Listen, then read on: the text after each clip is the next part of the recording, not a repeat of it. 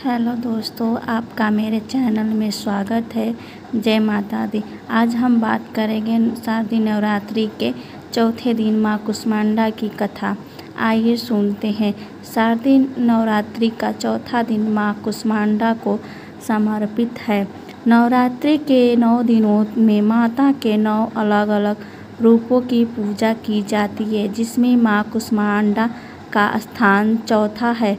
कु का अर्थ होता है छोटा, उष्मा का अर्थ होता है ऊर्जा, अंड का अर्थ होता है ब्रह्मांड। अतः यह देवी हैं जिन्हें ब्रह्मांड की रचना की थी और इसे जीवन और प्रकाश से भर दिया।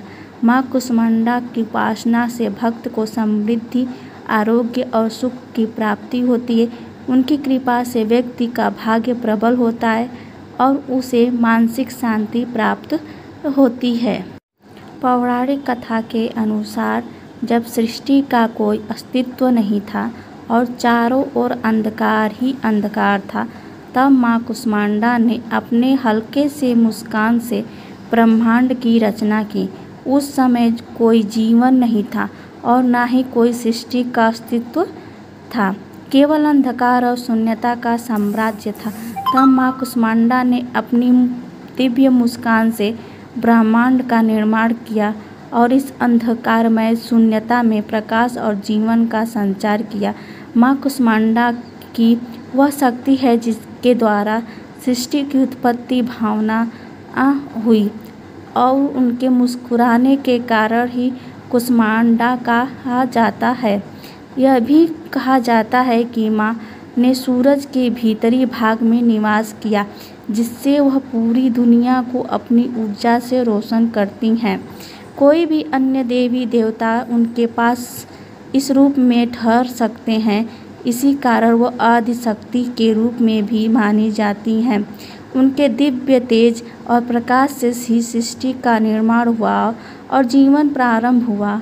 माँ कुष्मांडा ने अपनी शक्तियों से ब्रह्मांड की रचना की और इसे चलायमान बनाया। वह जीवन, प्रकाश और ऊर्जा की अधिष्ठात्री देवी हैं। नवरात्रि के चौथे दिन माँ कुष्मांडा की पूजा विधि से की जाती है। पूजा विधि का प्रत्येक चरण महत्वपूर्ण है और इसे श्रद्धा और समर्पण के साथ करना चाहिए। माँ कुष्मांडा देवी अत्यंत तेजस्वी और दिव्य हैं। उनके 8 भुजाएं हैं, इसलिए उन्हें अष्टभुजा देवी भी कहा जाता है। देवी के हाथों में कमंडल, धनुष, बाण, कमल, अमृत या कलश, चक्र, गदा और जपमाला होती है। उनके चेहरे पर सदैव एक हल्की मुस्कान बनी रहती है, जो यह दर्शाती है कि वे सभी प्राणियों के लिए कल्याणकारी हैं। उनकी सवारी सिंह है, जो शक्ति और साहस का प्रतीक है। वे लाल वस्त्र धारण करती हैं और उनके चारों ओर प्रकाश का एक तेजस्मय आभा मंडल रहता है। माँ कुष्मांडा की पूजा के साधक को अलौकिक शक्तियों सिद्धियों की प्राप्ति होती है। यह माना जाता है कि उनकी उपासना से भक्त के जीवन में सकारात्मक ऊर्जा का संचार होता और शक्ति, शारीरिक, मानसिक, आध्यात्मिक उन्नति होती है। जिन व्यक्तियों के जीवन में रोग, भय, दरिद्रता का प्रभाव हो, वे माँ कुष्मांडा का आराधना से उन कष्टों से मुक्ति पा सकते हैं। नवरात्रि के चौथे दिन माँ कुष्मांडा की पूजा विशेष रूप से की जाती है।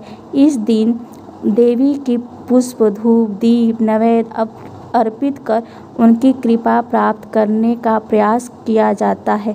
देवी के प्रिय वस्त्र रंग लाल माने जाते हैं, इसलिए इस दिन रंग का विशेष महत्व होता है। ऐसा कहा जाता है कि जो भक्त सच्चे मन से माँ को कुष्मांडा की उपासना करते हैं, उन्हें देवी दीर्घ आयु, स्वास्थ्य और धन प्रदान करती हैं।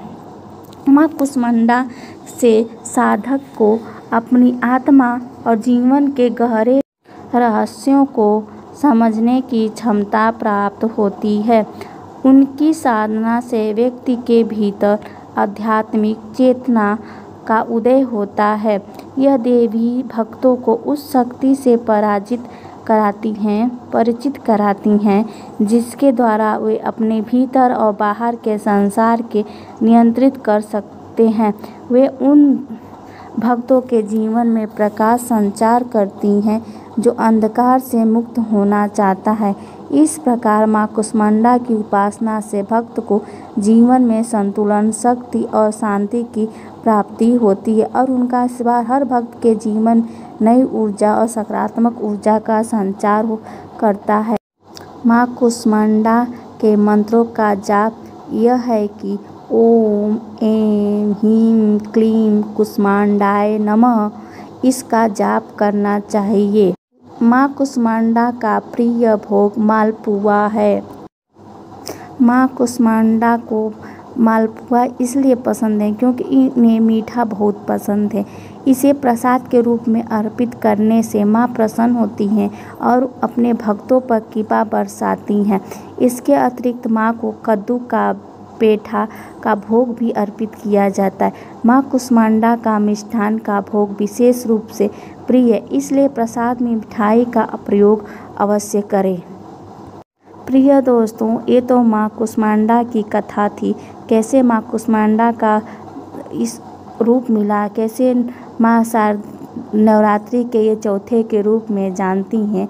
इस कथा के मात्र सुनने से, कहने से, मंत्र जाप करने से, पूजा पाठ करने से आपके सारे कष्ट दूर होते हैं। जय